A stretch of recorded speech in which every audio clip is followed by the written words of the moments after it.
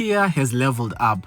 This Kia Sorento is a proper premium 7-seater SUV, and in this review, I'm going to wipe its windscreen, and then I'm going to take it on a road trip to Dalstrom. A few hours later, we got lost, but we got lost in the right direction. Eventually, we got where we were going, and I stood in front of a fireplace. The next morning, I rode a bicycle, and then I took this video of a Springbok.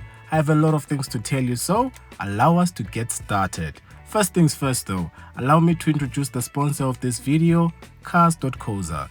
Dream, search, drive. Cars.coza.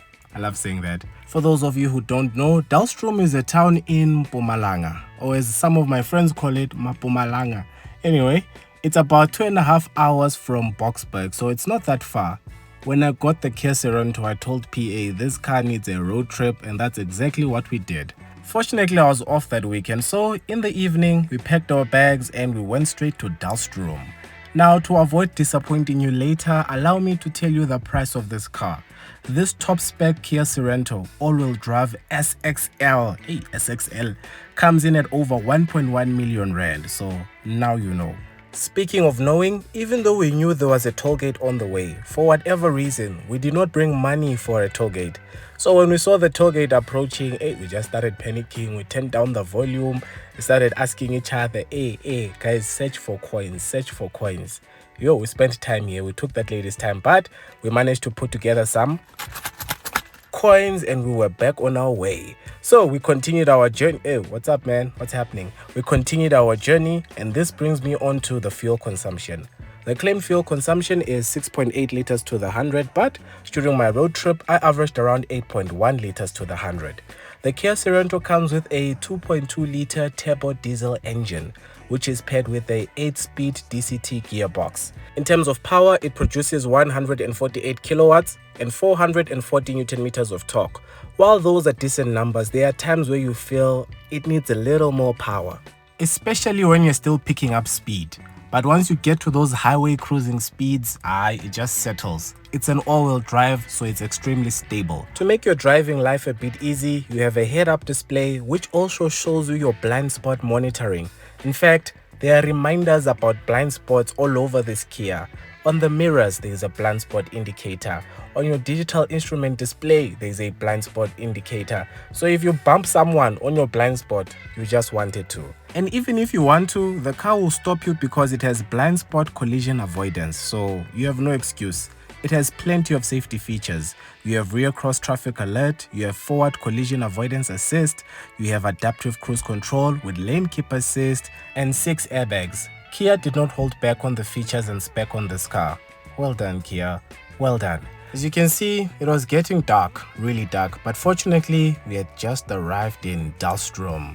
It's a small, beautiful town with potholes. Hey, Mpumalanga and potholes. I don't know what's happening there.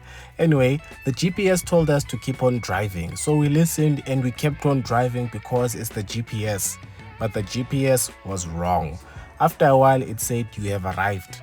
And we could see this is a bush. How have we arrived at nowhere? So we did a U-turn, went back to Dalstrom, called the hotel, and they gave us directions, and we finally were back on our way. After following the directions, a few minutes later, we finally found the hotel we were looking for. But the entrance itself looks like a wrong turn. I was skeptical. I was even asking PA, where did you find this place, bruh? Where are we going? As you can see, the road is not make sure, but fortunately the Kia Sorento is an all-wheel drive vehicle, and it also has different driving modes. You have snow, you have mud, you have sand, so this type of light off-roading was very easy for the Sorento. Jiggy, we are crossing a bridge. At this point, I was just ready to go home because I was thinking, where are we going? Where are we going?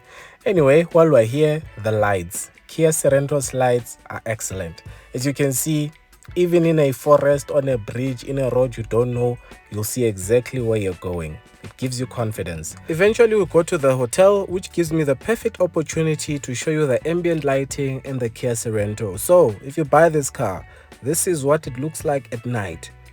Today I tried with the night scenes, no one can complain. After visiting this place, I realized I have a newfound love for fireplaces.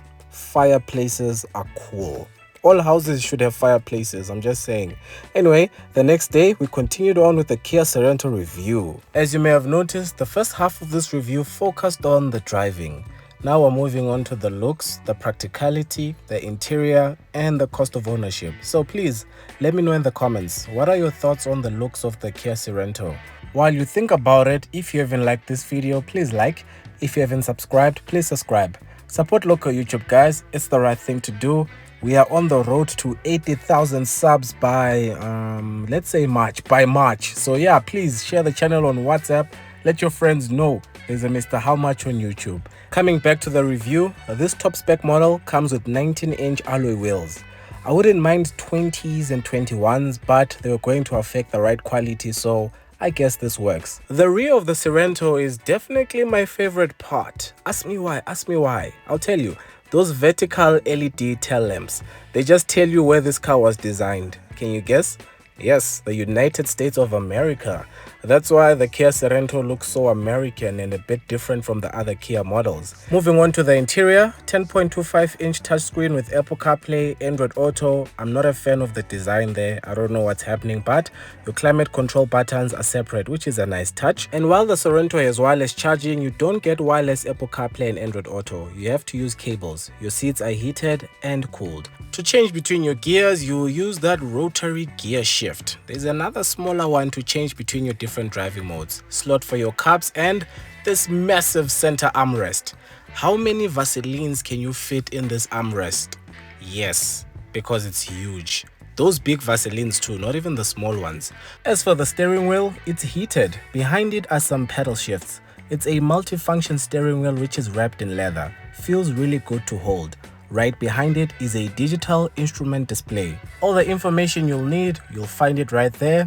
Nice and clear and very easy to use. But where the Kia Sorento really shines is when it comes to practicality. Have a look at all the space in the back seat. All of it is there. You even get rear privacy curtains at the back so the sun doesn't burn you. Legroom, yes, all of it is there. Rear air vents, of course, you need to stay cool in this heat. You even have, oh, that's PA's bag. You even have more USB ports at the back so you can charge your phone. While I open the armrest, I'll just say those leather seats are comfortable. Armrest with a slot for 2 cups. Space, it's there. Headroom, it's there. Legroom is there. Well, now you just sit back and relax. Speaking of relaxing, if you want to be funny, you can recline your passenger seat from the back. Yeah, I don't know why they put this feature. I mean, oh no, what are you doing? Why are you pressing that button? Stop. And in case you missed it, the front seats also have integrated USB ports as well. Because a lot of people did code 10, most drivers can't actually park. But don't stress, the Kia Sorento has front and rear parking sensors to help you. And if that's still not enough, those parking sensors work together with a 360-degree view camera, which you can use while reversing, going forward, or if you just want to see all around you. And of course, it wouldn't be a 7-seater review if I didn't try to squeeze into the third row of seats. The second row of seats can actually slide forward and back, so you can find a middle ground that will give comfort to passengers on both rows. But over here, I had the seats in the fully back position so I could see how uncomfortable it gets. So with the seat reclining like that, there is a little bit of legroom. There's nothing here, guys. This is not for adults. For kids, yeah, it'll be okay for short journeys, especially in this configuration. Moving on to the boot.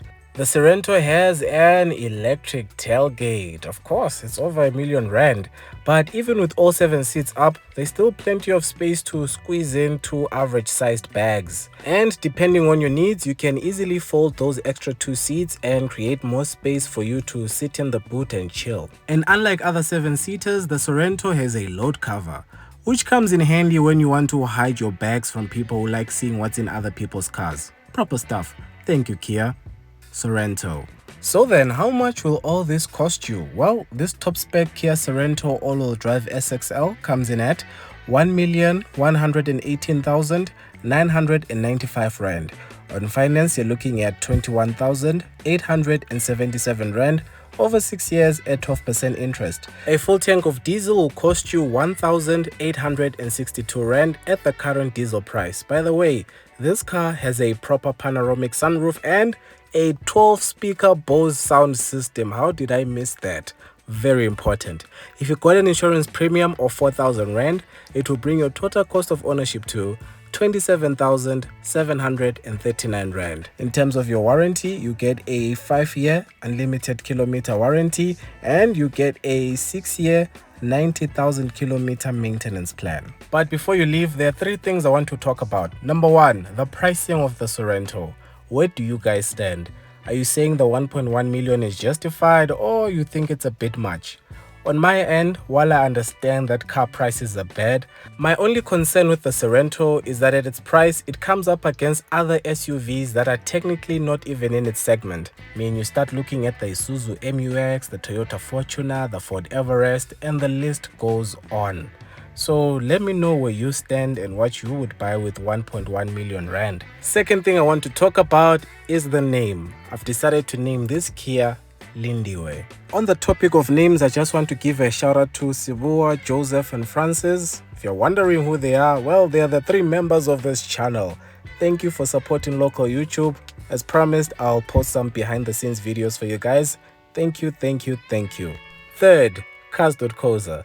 As I mentioned earlier, they sponsored this video, and if you want to check car prices on your own and see how much you'd pay over 6 years or 5 years at whatever interest rate you want, you can always do that on the Cars.coza app. If you want to download it, I'll leave a link in the description. But from me to you, thanks for 63k. Thank you for watching. Until the next one, take care.